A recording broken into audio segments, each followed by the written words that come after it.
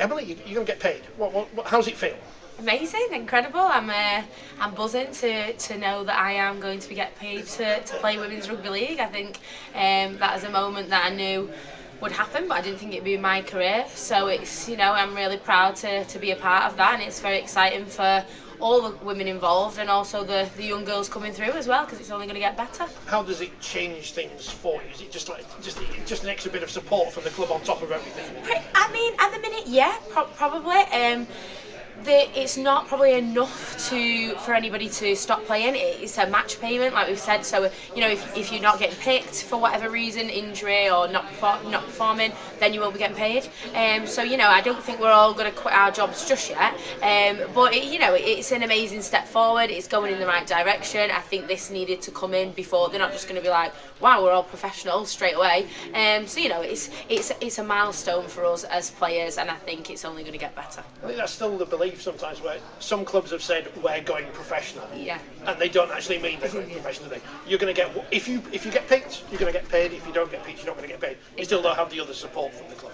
Yeah, we've got incredible support from the club. So obviously you have to be in the 1 to 17 to actually get the match fee. But every single player 1 to 30 gets the medical support, gets the nutritional support. We have free gym memberships now that are paid for. We've got medical support in the sense that if you get injured, you can get paid to have an operation privately, which happens pretty much straight away. Within a couple of weeks, some of our players are being operated on for major injuries, which is incredible. And unfortunately, a lot of other clubs haven't yet got to that point. They are paying players, but the girls, if they get injured, are still going through the NHS. So I'm really, I'm proud to be part of this club who seems to want to do it in the right way and wants to put all the sort of support in place before they got to this point of paying the players, and now we're here. It's just another step in the right direction. There's a lot of talk and discussion and studies about injuries in women's sport in general. How important is that peace of mind you have as players, that you have that financial support behind the scenes? I think it's massive. There's so many sort of big injuries that you can get playing rugby league, and Leah's testament to that. Did a knee last year, got operated on within a couple of weeks. She's going to be back pretty much for the start of this season. She's had incredible medical support with physio every single week she's in, and they're doing all the rehab. She's flown through the rehab because she's got such great support. And I think previous years we've been left alone. You've got to go through the NHS. You basically have got to recover yourself, and we all know how long it can take to get an operation on the NHS. So that is a nightmare, and you can be out for 2 to 3 years if you get a big injury. So the fact that we've got this is, like you say, complete peace of mind. I think it's great for the women, and it shows that we're valued as well. I think this payment is, it's not life changing, let's say, but it is showing that we are valued as women and valued as players at the club. When we spoke, it's probably about exactly a year ago now, and other clubs had started to pay players, and Saints obviously haven't broached that subject. Did you feel, I don't know, you've been left behind somewhat by the club? Did you feel as valued as other clubs, other players at the clubs were? Yeah, pretty much. I think that it's easy to think that way because you just see other clubs getting paid, and you're like, well, why aren't we getting paid? And there was 2 or 3 clubs who were doing that, and I was like, well, that is really about 90 other women who are getting paid, and we're, what are we like under all of them?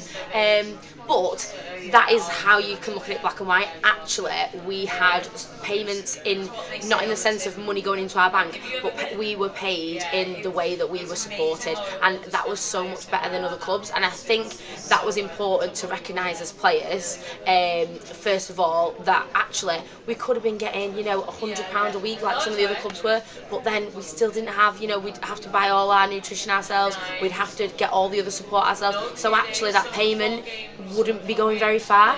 We weren't getting paid, but we were getting all the other stuff with it. So it sort of felt like a payment without a payment, if that makes sense. So yeah, I can totally understand why I've seen a lot of things on social media about Saints women should be getting paid, but the people probably don't know the backstory of actually how much support we were getting, and that was just a little bonus actually. So.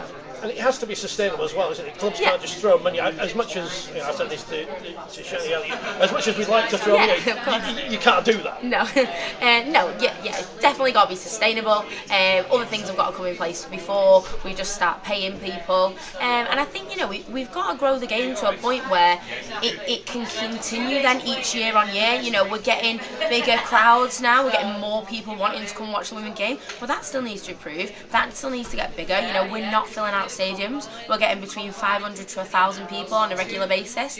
But really, if you want to have part-time contracts, full-time contracts, that needs to be a lot better. We need to have a game which is competitive enough where sponsors want to invest, and I think probably sponsors don't want to invest as much as they do with the men's game at the minute, so there's not as much money there, and that will come, I think, within the next couple of years, and I hope that sponsors see the value of the women's game and get on board, and I think that'll really help to give it a boost, and it will eventually, we'll have part-time players, and I hope that happens before I retire, but I'm not sure if it will. I'm thinking about this in my head, and it sounds stupid because I've done things I love for no money, I've done things I love for some money, and obviously it's better to have some money than no money. But is it easy to stay at a club where you are getting support, but on top of that, you've got a winning team? You can get paid 100 quid elsewhere or whatever, but you're not going to go to Wembley and get medals and stuff like that. It must be a difficult balance, that. I think that's probably what kept a lot of us together last year. I think last year clubs come in for our players and was offering payments, and girls had the opportunity, to be a paid player last year. They didn't take that opportunity because they wanted those moments of going to Wembley, and we were confident that if we stuck together, we could have those opportunities. If we would have gone to play at Leeds, York, Warrington, wherever was offering money, then it was less likely you'd have those opportunities. And I think that is, for us as women, that's a balance. I think I play the sport because I love it, and I am so grateful that I had that moment last year, and that moment was absolutely priceless, much better than getting paid 100 quid every week. So I would not change it. I hope that we can repeat that Challenge Cup win again this year, because I don't think there's anything better as a rugby league player than lifting a trophy at Wembley. As you know, 100 quid doesn't go far these days. What's next for Emily? When's you going to become Rugby League's first influencer? Is that the plan? Yeah, 100%. I would love to do that. I think that I love just like speaking about the game, growing the game. I love sort of social media and being shown in a positive way. And I think social media is such a great way to shine a light on the incredible women in our team. And I think also a great way to, for new people to see the sport that don't know anything about it. I think women's rugby league is unique in the sense that you don't have to be a rugby league fan to want to watch women's rugby league. Some people just like watching women's sport in general, and they don't know about women's rugby league. So to get it out there is important for the game as well, and I hope that continues.